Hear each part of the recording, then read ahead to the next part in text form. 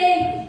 Mas hoje não. Hoje nós temos direito. Nós temos hoje a oportunidade de irmos até Cristo, de irmos até o sumo sacerdote.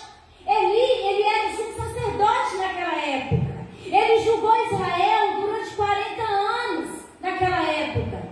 Quando Samuel foi levantado, Samuel ele veio como sacerdote, como profeta e também como juiz em Israel. Só que a justiça naquela época estava em falha. Naquela época havia uma falha. Só que Jesus ele vem como juiz na nossa vida, para nós hoje, como justiça, para que você tenha direito, livre acesso, de entrar no ato do Senhor, de ir para a presença do Senhor. Hoje nós não estamos aqui mais para julgarmos, para apontarmos. Hoje eu não posso estar aqui no altar como juíza. Eu tenho que estar aqui para fazer a obra do Senhor, para levar a palavra, o Espírito Santo que transmite a graça, porque Ele é o transmissor. E Ele traz para nós hoje uma memória. É memorial o dia de hoje.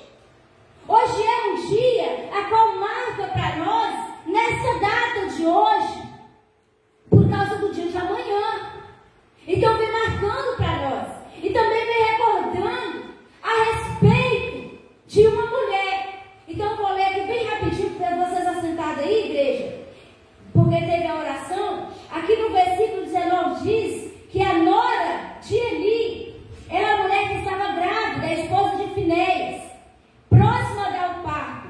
E ouvindo essas boas novas, que a arca de Deus era tomada, e de seu sogro e de seu marido morreram, e encurvou-se e deu à luz. Portanto, as dores lhe sobrevieram, e ao tempo que ia morrendo, disseram as mulheres que estavam com ela, as parteiras, dizendo: não temas, pois tiveste um filho. Ela, porém, não respondeu, nem fez caso disso. E chamou o menino por nome de Icabô, dizendo: foi-se a glória de Israel, porquanto a arca de Deus foi levada presa por causa de seu sogro e de seu marido. E disse: de Israel a glória é levada presa, pois é tomada a arca de Deus. E acabou. Não há nenhuma glória. E acabou. A glória foi levada. E acabou. A glória foi retirada de Israel. E acabou. A glória sai de Israel. A glória não estava mais em Israel. A Bíblia diz que a mulher, a esposa de Finéias, ela estava grávida. Ela estava próxima a dar à luz. Ela estava perto de ter um filho. Naquela época, qualquer mulher que tivesse um filho era considerada uma mulher vitoriosa, principalmente quando se tratava de um menino, principalmente quando a notícia era que a mulher teria um filho. Era naquela época a mulher considerada, era como se fosse uma idolatria naquela época.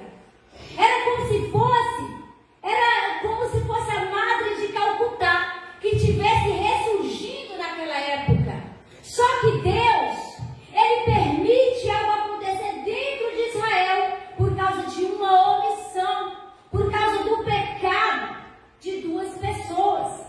Infelizmente, Eli, por ele ser sacerdote, ele devia, naquela época, dar o conselho de pai, não conselho apenas de sacerdote. Ele não podia deixar a omissão estar dentro do templo naquela época. E infelizmente, Ofni e Finéias, eles estavam dentro do templo do Senhor.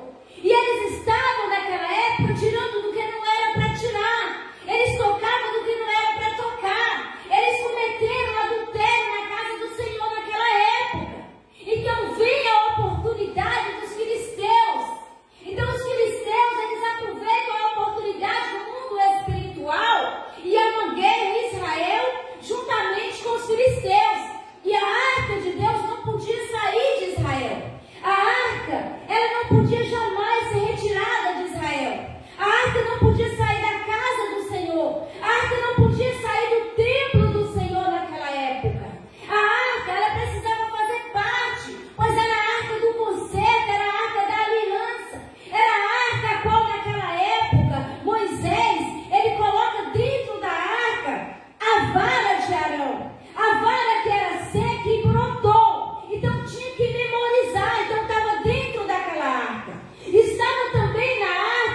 época que ficava entre os querubins, dentro dela tinha também um potinho de maná, para que nós possamos relembrar o milagre que houve no deserto, onde o povo começa a questionar a Deus o que estava acontecendo. Ele sai do Egito para ir para o deserto, e dentro do deserto eles começam a questionar Moisés, e Deus ele manda o maná.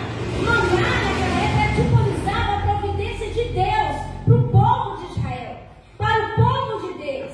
Então, há essa recordação dentro da arca, e também a tábua, a pedra estava dentro da arca, onde o Senhor, ele manda Moisés a escrever os mandamentos. Os 10 mandamentos estavam ali dentro também. Então, quando a arca é tirada da nossa vida, vai haver falência. Infelizmente, vai haver esterilidade. Qualquer pessoa que não tiver a presença de Deus vai se tornar uma pessoa estéril. E acontece que as pessoas naquela época que foram para estar lutando contra os filisteus, eram pessoas que não estavam preparadas. Eram pessoas que, infelizmente, haviam errado na casa do Senhor e não queriam consertar, que era Finéias e Ofni. Eles tinham que manter a postura na presença do Senhor. Eles não podiam jamais ir para uma luta sem estar preparados. Como eles iam para uma luta? Justamente com o povo filisteu, que era considerado uma nação grande. Os maiores lutadores eram o povo filisteu. E nós vamos recordar aqui de Davi. Quando Davi foi para lutar com o filisteu, todos tinham medo naquela época, ninguém queria lutar com ele. E Davi foi e lutou, porque ele estava na presença do Senhor. Ele não teve medo. Tanto que Saul queria emprestar as armaduras para ele. Ele disse, eu não quero. Mas ele tinha as armaduras certas, que era a armadura do Espírito Santo.